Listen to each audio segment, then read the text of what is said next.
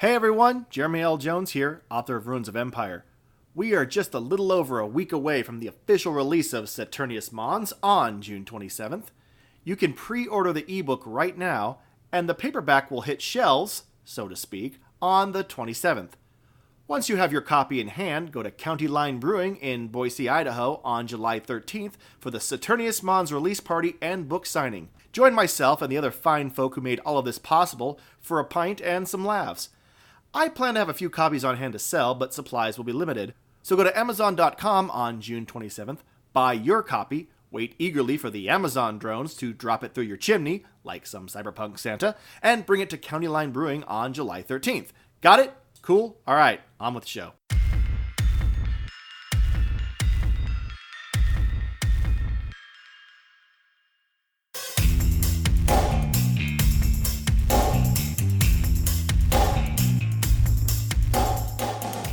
You are listening to Ruins of Empire, Saturnius Mons, Book 1 of the Ruins of Empire Project, a serial podcast novel by Jeremy L. Jones, read by the author and Tyler Murphy.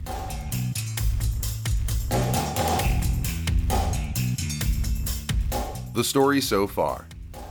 After locating the lost city on Titan, the members of the Human Reconnection Project found themselves held in the city's jail below the palace. The next morning, the city's leader retrieved them from their cells and asked them to look into something strange happening at the city's mainframe. He took them to a pyramid in the center of the city where Cronus discovered something strange happening near the city's refinery complex.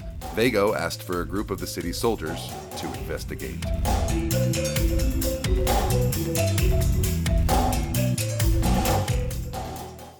Chapter 12.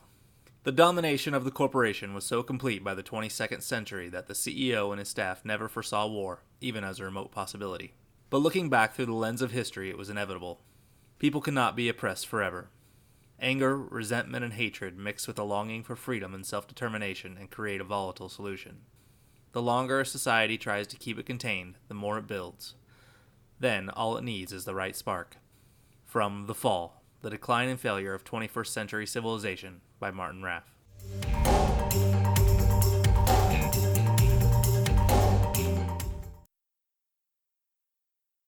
Viekko led 5 of the Houston soldiers through the forest outside the city. It was unsettling at first, trudging back into the unknown of the dense forest with the Houston's men. He couldn't recall much about how he was brought into the city, but the pieces and parts he did remember flashed in his brain like moments of a nightmarish memory long repressed. They still wore the brown coats with the collars that went up to almost their eyes. His muscles tightened whenever he looked at them. But, in practice, they were agreeable enough folk. With enough pointing and hand signals, he was able to give orders, and they followed. He even managed to learn their names in the process. Lokjo was in charge. He spoke some rudimentary English and was able to relay commands to the rest of the squad. There was Mikelo. He looked to be in his late 40s and was the oldest of the bunch. More than a few scars crisscrossed his wrinkled face, and he walked with a slight limp. Viekko reckoned he commanded a great deal of respect among the group, by the way the others talked to him. He was a quiet sort, but when he spoke, the others listened. By contrast, the youngest, Viekko, could barely get a word in.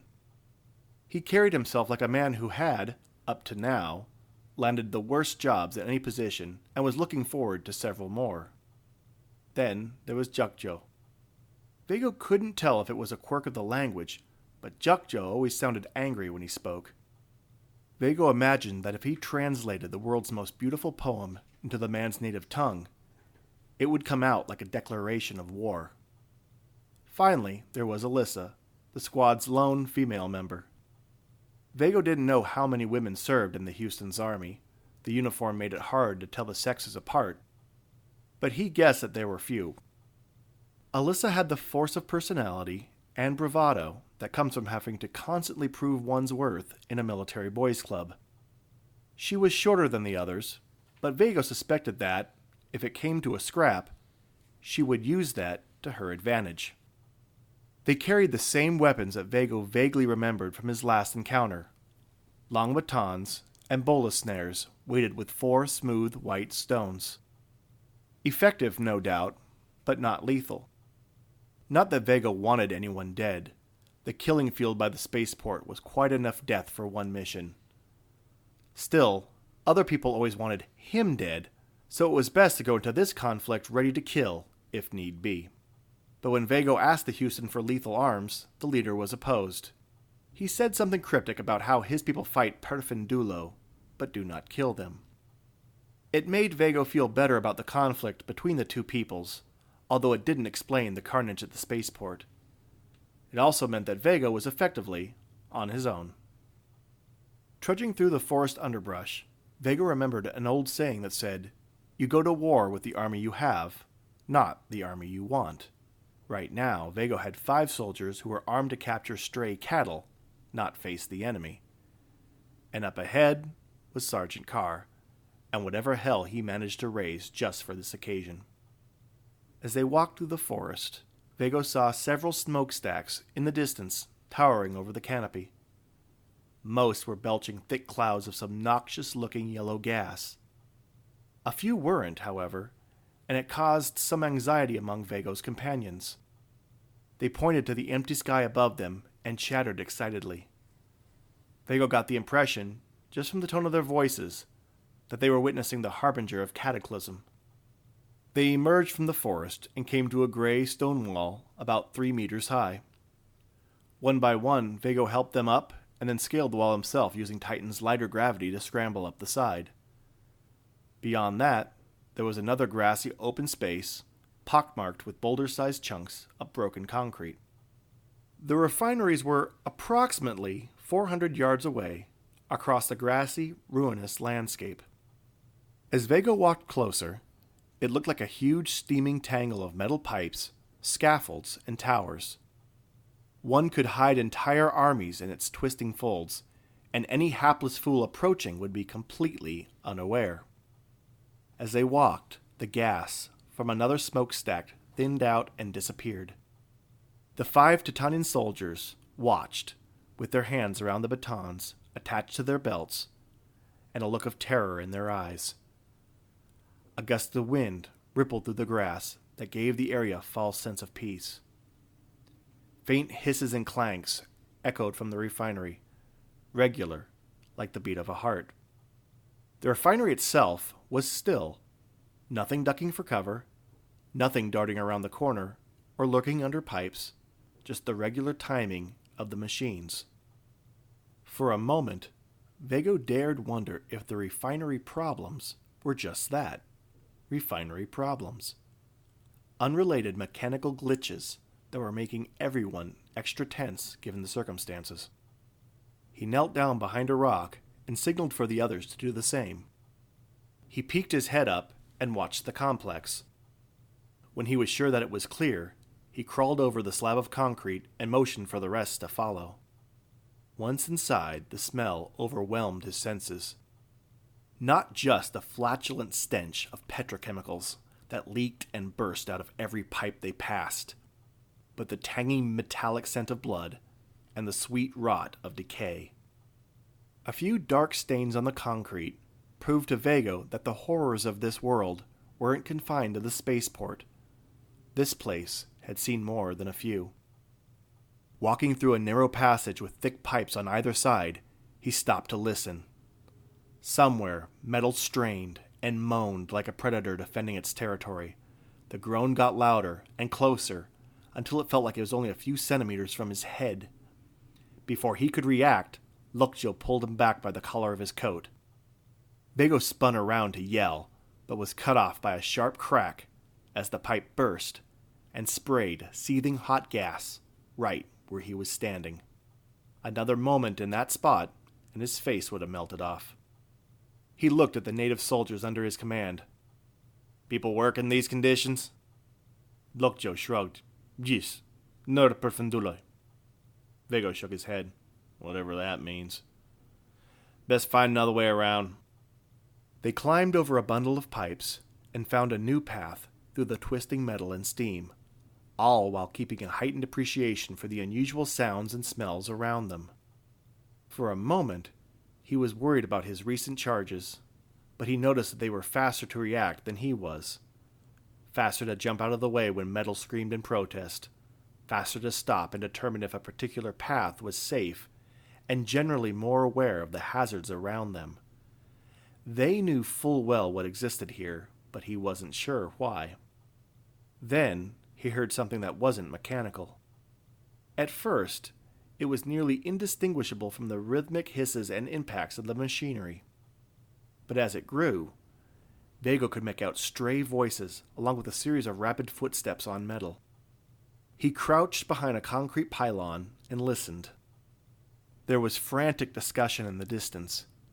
He peeked over the concrete to see 3 of the forest people, perfenduloi as the Houston called them, making for the open ground outside the refineries. They were the first of their kind that Viekko had seen alive, and immediately wondered what they were doing here. Of all places on the Karasan moon, why this slice of hell? Others followed fast. They had the same long face and gangly build, but they were all dressed in loose brown clothing, the type that only had 2 functions: to cover up any parts of the body considered indecent, and to make everyone look like everybody else. From the way they ran and scrambled over the banks of metal pipe, they looked tired and thin. So much so that Viekko was shocked that they didn't collapse. The Houston soldiers began talking amongst themselves. Something in their tone suggested a debate that was heating up. Viekko glanced around them and, satisfied that nobody had heard them yet, shushed them. "Quiet. What's this about?" Lokjo whispered. "Perfenduloi. Job not done. Never seen Earth, but too much danger to rescue." Viekko watched the last of the perfenduloi run away. There was something sinister in the way the term rescue was thrown around. The people he saw were fleeing, and Viekko got the distinct impression that they were running from whatever help the people of the city were providing. He didn't have much time to work out the situation in his mind before the wind shifted and Viekko spun around. There was an added component to the air now. Aside from the chemicals and death, he picked up something else. Car's awful aftershave. Viekko leapt over the concrete divider and yelled, "On our 6! Take cover!" Before any of the 5 soldiers could react, the first shot split the air like a whip crack. The youngest, Viekko, grabbed his throat as a torrent of blood began to pour from in between his hands. The others followed Viekko's example and crouched on the other side of the divider before machine gun fire followed. Viekko pressed his back against the slab, even as bullets whizzed overhead, ricocheted off metal pipes, and slammed against concrete and stone. Gas hissed through new holes. In the distance, someone yelled, "Stop! Stop! Ceci! Ceci! Damn it all! I told you guys to hold your damn fire!" Viekko recognized the voice, as surely as he recognized the smell in the air. "Viekko Spade!" yelled Carr when the bullet stopped. "Was that you I saw out there?" "Sergeant Carr," Viekko called out. "Funny seeing you here, especially since according to the treaties, you and your kind ain't supposed to be anywhere near us." Viekko took a quick consensus of their situation. 4 of the 5, Alyssa, Lokjo, Viekko, and Jokjo, were crouching nearby. Viekko put his finger to his lips, then waved his hand down to indicate they should be quiet and stay low. "The funny thing about treaties is, once you break them, they do not exist," said Carr in the distance. Viekko risked a glance towards the voice. There were 10 more perfenduloi among the pipes, vats, and twisted metal. They were all waving some kind of gun that couldn't possibly exist on this world. Viekko had never seen a weapon like it, and, judging from the way they were being handled, neither had the people holding them. They were different from the people he just saw fleeing. These men were lean, muscular, and had a fire in their eyes. Given how they spaced themselves out through the complex, they weren't the most organized militia that ever existed, but they were far from the lawless rabble that Houston described. Viekko ducked back down behind the concrete divider. So, they were outnumbered by a factor of 2, and spectacularly outgunned. Never mind winning this encounter. If he got out alive at all, it would be a victory. Viekko gulped. "You ain't wrong, Carr. But when word of what you did gets back to Earth, it'll cause no end of trouble for the corporation. You'll probably lose Titan in the process." That may have been true had we been the ones to break the treaty, but we didn't. This is a defense action. This is us protecting ourselves from the actions of a rogue organization. Viekko stole a glance again. He couldn't see Carr, but he was likely behind his own piece of cover. I don't know. I'm looking at some pretty spectacular weaponry out there. You trying to tell me they came up with those guns all by their lonesome? Carr laughed. Really? Is that what you think? Maybe you should go ask that girl Isra. Send her my thanks, by the way. Viekko clenched his teeth while he muttered a torrent of profanity. Those guns. Isra brought them.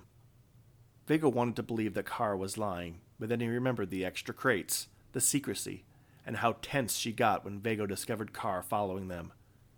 Damn Isra. What was she thinking? Jukjo groaned and slumped against the concrete divider. Viekko hadn't noticed before, but the man had an expanding wet spot in his coat. One man dead, one injured, and Viekko only had 2 guns. Viekko glanced at the forest people, holding the assault rifles in their long, bony arms. He hoped that they were as inept as they looked. Okay, Carr, you got us. No need for killing. We can talk about this. I'm alive, and you got the upper hand. I'm sure Laban don't want this any bloodier than it needs to be. Carr laughed again. Well, the boss does like to keep it clean. You and your people surrender to us right now, and we talk. Carr, I want assurances that I don't get my head blasted off if I stand. Your guys look like they got itchy trigger fingers. You tell them I'm going to stand up. I'm going to stand up and they ain't to shoot me. Make sure they know that. Carr shouted orders in the same strange language that the natives spoke. How the hell did he learn it? Viekko leaned toward Lokjo and whispered, When I say go, y'all run. Tell 'em. Lokjo nodded. While the other side was still conversing, he passed word to Alyssa, Mikelo, and Jukjo. When the conversation ended, Carr said, Okay, we're all set. Now you just come out now. Viekko turned and put his hands up over the divider first. Satisfied that he didn't get his hand blown off, he started to stand. Carr stood up as well from behind a cluster of pipes.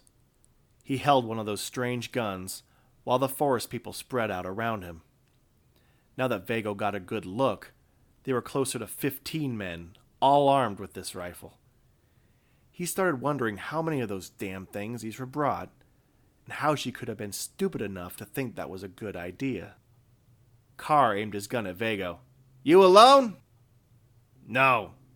There are others with me, soldiers from the city. Carr's eyes surveyed the area. Are they armed?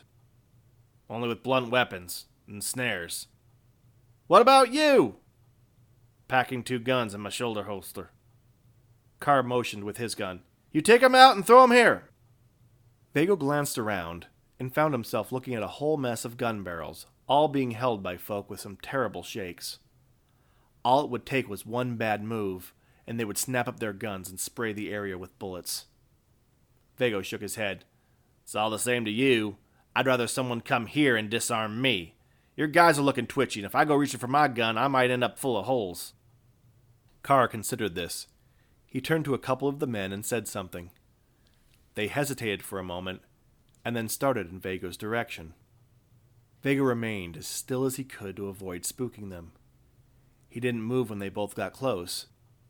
He didn't twitch as one, holding the rifle with one hand, went to go for Viekko's gun with the other. Viekko smiled. At least they were as inexperienced as they looked. A professional would never get that close. In one swift movement, Viekko grabbed the barrel of the rifle with one hand and pushed it to the side. With the other, he pulled one of his handguns and fired 2 shots. The first went to the head of one of the gunmen standing nearby, the other into the head of the man frisking him. Then he fell back behind the concrete as every other man with a gun unleashed a storm of bullets. Viekko turned and yelled at Lokjo, Go! Now! Go! Go! Then he stood just enough to see over the barricade, shouldered the rifle, and fired full automatic on Carr's position. His goal was just to spray bullets downfield and create enough violence of action to give the rest of his men a moment to escape. The gun was remarkable, though. In the initial few fractions of a second, the gun locked onto several targets and augmented the barrel to hit them. He managed to hit and kill 6 of them. 7 with another shot from his handgun. But he only had a moment, and he was pushing the limits of that unit of time. The men he hadn't killed scrambled for their own cover, so he turned and sprinted as hard and as fast as he could out of the refinery complex. Viekko jumped and scrambled his way through the obstacle course of steel and concrete. Once he hit open ground, he surged forward as fast as his legs and the aero suit would allow.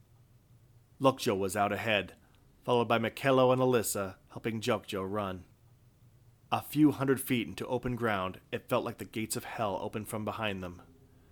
Viekko kept running, focusing on nothing but the refinery wall and the forest looming in the distance. Lukjo paused for a moment and turned to see if the rest of his people were behind him. It was a mistake. As soon as he stopped, his body erupted into 100 little red geysers, and he fell backwards into the grass. Seeing their leader fall caused Alyssa and Jokjo to pause, either in shock or just at a loss of what to do next. Viekko had a realization. Those tracking systems were amazing, but they could only do so much.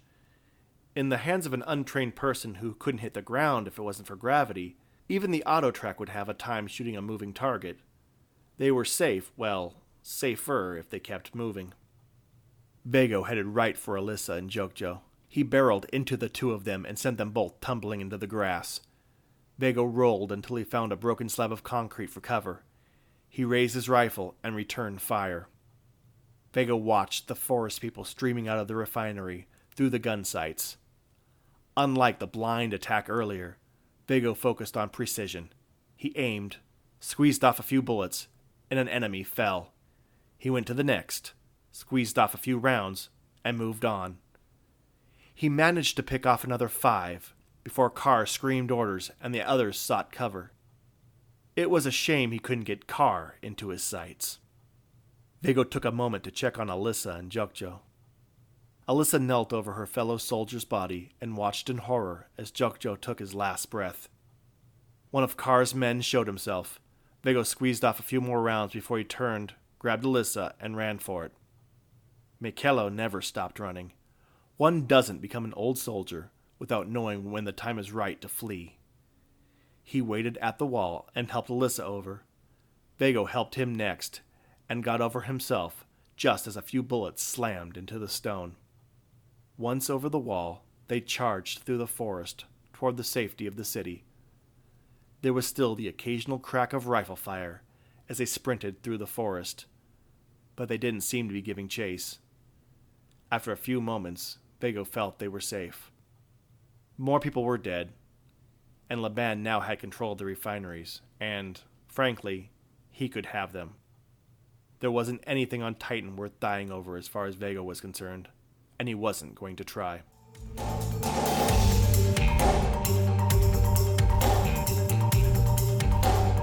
You have been listening to The Ruins of Empire, Saturnius Mons, the first book of the Ruins of Empire project. The Ruins of Empire podcast was written by Jeremy L. Jones and produced by Sean Vincent. Cover art was by Nick Martin. Music was Broken Reality by Kevin MacLeod at incompetech.com, licensed under Creative Commons 3.0 license.